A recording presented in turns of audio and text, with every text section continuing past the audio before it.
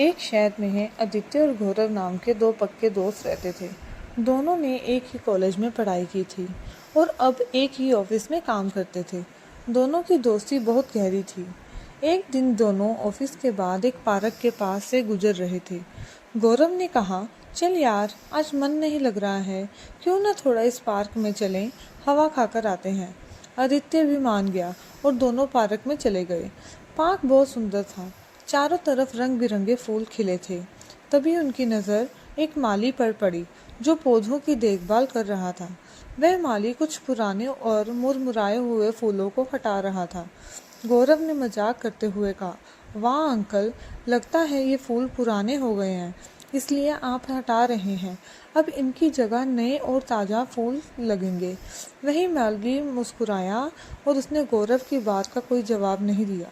तभी गौरव ने फिर से मजाक उड़ाते हुए कहा, हाँ, जैसे आप भी पुराने हो गए हैं।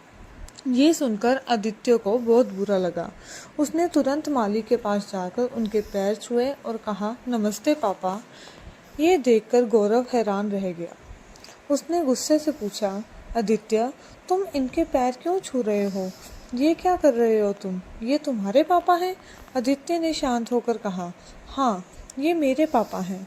गौरव को ये सुनकर बहुत शर्मिंदगी महसूस हुई और वह नाराज होकर कहने लगा, तुम्हें शर्म नहीं आती? तुम्हें पता है हम कितने बड़े ऑफिस में काम करते हैं। मुझे पता होता कि तुम एक माली के बेटे हो तो मैं तुमसे कभी दोस्ती नहीं करता। ये कहकर गौरव वहाँ से चला गया। आदित्य थोड़ी देर चुप रहा। उसके पिता ने उसे दिलासा देते हुए कहा, बेटा, तुम्हें उसकी बातों का बुरा नहीं मनाना चाहिए। तुम इतने पढ़े लिखे हो, अच्छी नौकरी करते हो, फिर भी तुमने सबके सामने ये कहा कि मैं तुम्हारा पिता हूँ। मुझे तुम पर गर्व है। आदित्य ने अपने पिता को गले लगाते हुए कहा, नहीं पापा, जो हुआ अच्छा हुआ। मैंने आज तक कभी भी अपनी नौकरी या अपनी पढ़ाई के बारे में किसी से बात नहीं की। मैंने बस यही बताया है कि मेरे पिता आप हैं। आपने मेरे लिए बहुत मेहनत की है। आपने मुझे प्रेरित किया है, पढ़ाया लिखाया है। मैं ये कैसे इनकार कर सकता हूँ कि आप मेरे पिता नहीं हैं? जो इंसान अपने काम से भी कभी नहीं शर्माता, उससे मैं कैसे शर्मा सकता हूँ? आदित्य की ये बात सुनकर उसके पिता की आंखों में आंसू आ गए। आदित्य ने फिर कहा, वैसे भी अच्छा ही हुआ कि वह चला गया।